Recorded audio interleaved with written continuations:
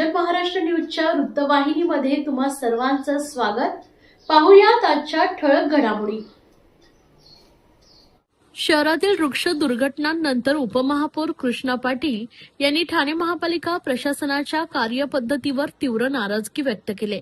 मे महिन्यात अल निनो आणि संभाव्य अतिवृष्टीच्या पार्श्वभूमीवर सभागृहात तब्बल 4 तास चर्चा झाली होती। नगरसेवक राजेश मोरे आणि विकास रेपाळे यांनी लक्षवेधीद्वारे वृक्ष छाटणी, धोकादायक झाडे आणि आपत्तीपूर्व तयारीचा मुद्दा उपस्थित केला होता। त्यावेळी प्रशासनाने सर्व आवश्यक खबरदारी घेतल्याचा दावा केला होता। मात्र प्रत्यक्षात पहिल्याच पावसात हजारो वृक्ष कोसळून दुर्घटना घडल्या। त्यामुळे प्रशासन 2 महिने झोपले होते का, असा सवाल त्यांनी उपस्थित केलाय। राज्याचे उपमुख्यमंत्री एकनाथ शिंदे यांनी पाहणी केल्यानंतरच प्रशासन जागे झाले का, असा प्रश्नही त्यांनी उपस्थित करत अधिकाऱ्यांवर कारवाई करण्यापेक्षा विभागातील समन्वय आणि कामावर प्रभावी नियंत्रण आवश्यक असल्याचं सांगितलंय। एका अधिकाऱ्याकडे अनेक विभागांचा अतिरिक्त पदभार असल्याने कामावर परिणाम होत असल्याचं त्यांनी नमूद केलंय। तसेच कंत्राटी मनुष्यबळावर अवलंबून न राहता कायमस्वरूपी अधिकारी व कर्मचाऱ्यांची तातडीने भरती करून प्रशासन सक्षम करण्याची गरज असल्याचं सांगत विभागनिहाय जबाबदारी निश्चित करून वेळेत कामे पूर्ण करण्याचं आवाहन त्यांनी केलंय। उपमुख्यमंत्री एकनाथ शिंदे साहेब यांनी काल आपत्ती व्यवस्थापनाला व्हिजिट दिली। आज ते पालकमंत्री या नात्याने व्हिजिट दिली, परंतु प्रशासन महापालिका गेली 2 महिन्यापूर्वी म्हणजे मे महिन्यामध्ये अल निनो सुप्रीम या विषयावरती लक्षवेधी घेण्यात आले। सन्माननीय सदस्य राजेश मोरे आणि विकास रेपाळे यांनी ही लक्षवेधी घेतली होती। ह्या लक्षवेधीवरती जवळजवळ 4 तास सभागृह चर्चा झाली। जवळ 40च्या वर सन्मानित सदस्यांनी त्याच्यावरती आपलं मत व्यक्त केलं। त्यानंतर प्रशासनाने सांगितले की आम्ही 100% सर्व ची खबरदारी घेतलेली आहे आणि कुठलाही असा प्रकार घडणार नाही याची आम्ही दक्षता घेतलेली आहे। परंतु प्रत्यक्ष तसं दिसत नाहीये। जर ती मे मध्ये झाली तर वृक्ष अधिकाऱ्यांनी काय केलं 2 महिने? आज सगळे वृक्ष पडत आहेत, दुर्घटना घडत आहेत आणि हजारोच्या वर वृक्ष आज पडलेले आहेत। ह्याला जबाबदार कोण? मग जर लक्षवेधीमध्ये जर सन्मान्य सदस्यांनी घेतली विषय आणि त्याच्यावर प्रॉपर काम प्रशासन करतो, आयुक्तांनी घोषणा पण केली, पण नक्की खालचे अधिकारी काम करतायत का हा प्रश्न आहे। त्यातच सन्माननीय एकनाथ शिंदे साहेबांना पूर्ण महाराष्ट्राचं अतिवृष्टीमुळे आहे सगळं बघावं लागतं। आज ठाण्यामध्ये येऊन त्यांच्या आदेशाची वाट बघत होते का प्रशासन? मग त्यांनी सांगितलं म्हणून त्यांनी प्रशासन आता जागे झालं का? तर ती वेळ येऊ द्यायला पाहिजे होती। त्याच्याच अगोदरच प्रशासनाची काळजी घ्यायला पाहिजे होती। आणि आताही पदभार जरी दिल्यानंतर किंवा कार्यभार दुसऱ्या अधिकाऱ्याला दिल्यानंतर पण खाली काम करणारी ती टीमच आहे। मग ती टीम प्रॉपर काम करते आहे का? त्याच्यावर कोणाचं कंट्रोल आहे? ते प्रॉपर होत नाहीये। तर त्याच्याकडे आयुक्त महोदय आणि त्यांच्या लोकांनी प्रशासनाने गांभीर्याने लक्ष द्यावं आणि विभागवाईज प्रॉपर काम केलं तर हे काम लवकरात लवकर चांगल्या पद्धतीने क्लिअर होईल। नक्कीच मनुष्यबळ महापालिकेमध्ये अधिकारीमध्ये पण कमी आहेत। बरेच अधिकारी रिटायर झालेले आहेत आणि एकाच अधिकाऱ्याला 4-4, 5-5 पदभार दिलेला विभागाचा, तर त्याच्यात ते कंट्रोल त्या अधिकाऱ्यांकडून होत नाही। एक तर अधिकाऱ्यांची भरती तसेच ग्राउंड लेवलला जे मनुष्यबळ तेही पाहिजेत। कॉन्ट्रॅक्टर लोकांकडून आपण काम करून घेतो, तर कॉन्ट्रॅक्टरची माणसं किती वेळा करणार आपुलकीने? जो महापालिकेचा कर्मचारी असेल परमनंट, तो प्रामाणिक काम करेल, कारण त्याची नोकरी त्याची रोजीरोटी आहे। कॉन्ट्रॅक्टवाला काय तो दुर्लक्ष करतो, कारण त्याला माहिती आहे माझं कायमचं नाहीये। तर कुठेतरी प्रशासनाने याच्यावर विचार करून कायमस्वरूपी तोडगा काढावा आणि नवीन भरती तात्काळ करावी आणि मनुष्यबळ जे कमी दिसतंय त्याच्यावर महापालिकेचा कर्मचारी थेट भरती करून आणावा, हीच प्रशासनाला विनंती आहे।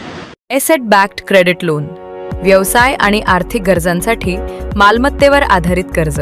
कर्ज मर्यादा 5 कोटींपर्यंत, 120 महिन्यांचा परतफेडीचा कालावधी, विश्वासार्ह वित्तीय भागीदार तुमच्या प्रगतीसाठी। TJSB asset backed credit loan. TJSB सहकारी बँक लिमिटेड, भरोसे का बँक, भविष्य का बँक। ठाणे शहरात विकास कामांच्या नावाखाली मोठ्या प्रमाणावर झाडांची कत्तल होत असल्याचा आरोप करत महाराष्ट्र नवनिर्माण सेनेने आज झाडे बचाव आंदोलन छेडलंय।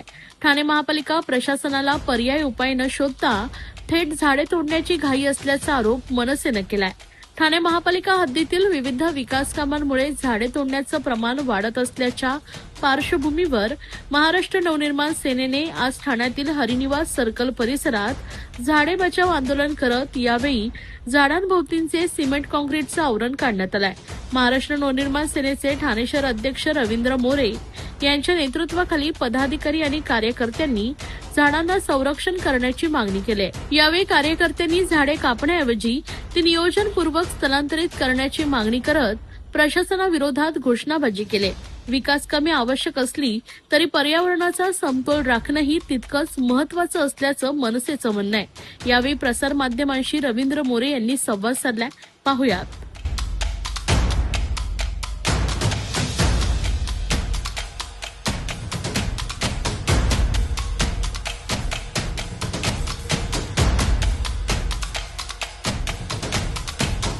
कालच सन्माननीय राजसाहेबांचा आदेश आला.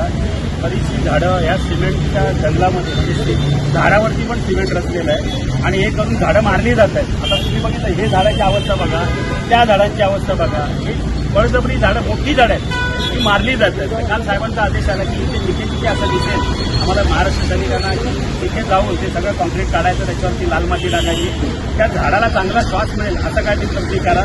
त्याची सुरुवात आज ठाणे शहरात आम्ही करतोय. ठाणे शहरामध्ये संपूर्ण ठाणे शहरामध्ये आजपासून सुरुवात होईल. आज आम्ही प्रायोगिक आपल्या ठिकाणी जेवढी झाडं आहेत तेवढी सगळे आम्ही इथे करतोय. नंतर प्रत्येक पद्धतीने आपापल्या विभागात जाऊन ही झाडं जिथे जिथे सिमेंट आहे ते सिमेंट काढून तिथे लाल माती टाकून ते चांगले झाडाला चांगला श्वास घेता येईल असं आम्ही बघू. गेल्या काही दिवसात मुसळधार पावसामुळे अनेक झाडं कोलमडली आहेत, त्याच्यामध्ये 4 जण जखमी आहेत गंभीररित्या. कसं आहे माहिती आहे, मी बोललो मगाशी नगरपालिकेला याच्याशी काय देणं घेणं नाही. नगरपालिकेचं म्हणणं आहे की नालेसफाई मोठ्या प्रमाणात झाली. नालेसफाई मोठ्या प्रमाणात झाली म्हणून एवढं पाणी का तुमचं झाडांच्या झाडांची छाटणी आता करतात.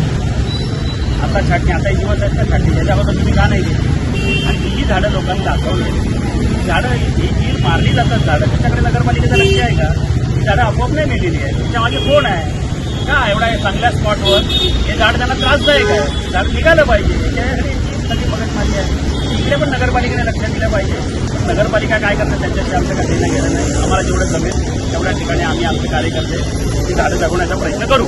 मागील 2 दिवसांमध्ये आणखी आणि झाडं जे आहेत ते उन्मळून पडलेले आहेत. आपण किती आकडा काढलेला आहे का त्या झाडांवरच्या भोवती सिमेंटचं कॉन्क्रीट मोठ्या प्रमाणात आहे. मी बोललो ना की आमच्या पदाने आपापल्या विभागामध्ये जाऊन या झाडाच्या भोवती जे कॉन्क्रीट आहे ते असं झालेलं आहे ते कॉन्क्रीट तोडून त्याच्यावरती लाल माती टाकते. एवढं आमचे कार्यकर्ते.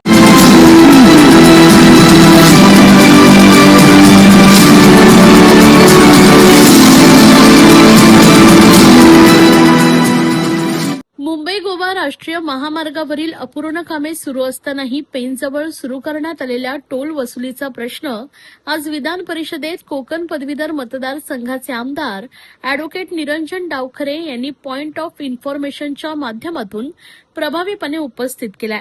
महामार्गाचं काम पूर्ण न होता नागरिकांकडून टोल वसूल करणं अन्यायकारक असल्याचं सांगत काम पूर्ण होईपर्यंत टोल वसुली स्थगित करण्याची त्यांनी मागणी केली आहे. पाहुयात. सभापती महोदय, एक महत्वाचा विषय हा सभागृहाच्या समोर आपल्या परवानगीने मांडत आहे. पुणे मुंबई गोवा हायवे सभापती महोदय अजूनही पूर्ण सुरू झालेला नाही.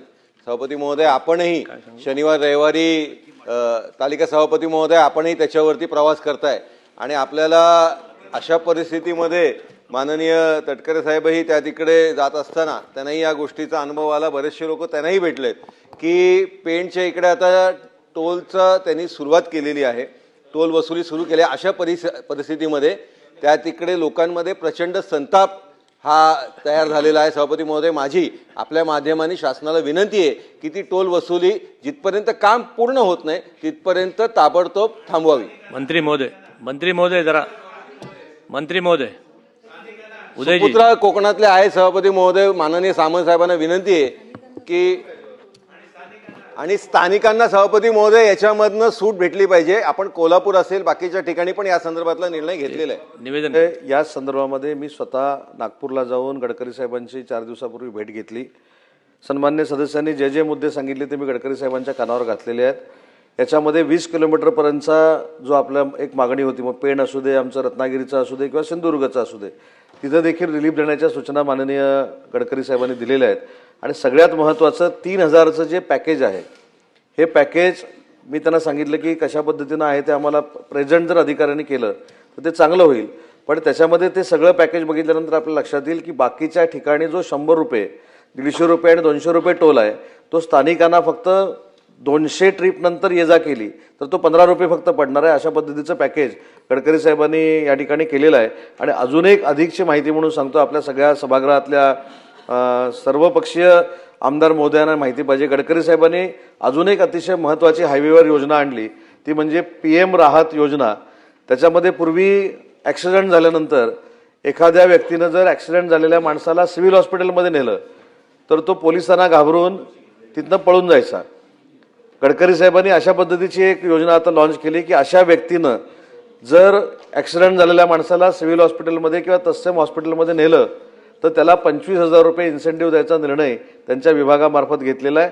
आणि ज्याचा हायवेवर ॲक्सिडेंट होईल त्याला 1.5 लाखापर्यंतची ट्रीटमेंट ही मोफत करण्याचा निर्णय देखील गडकरी साहेबांनी PM राहत योजनेमध्ये घेतलेला आहे. या होत्या आजच्या ठळक घडामोडी. अशाच राजकीय, सांस्कृतिक, क्रीडा क्षेत्रातील बातम्या पाहण्यासाठी पाहत रहा विजन महाराष्ट्र न्यूज ही वृत्तवाहिनी. विजन महाराष्ट्र न्यूजच्या फेसबुक चॅनलला व YouTube चॅनलला फॉलो आणि सबस्क्राईब करा. धन्यवाद.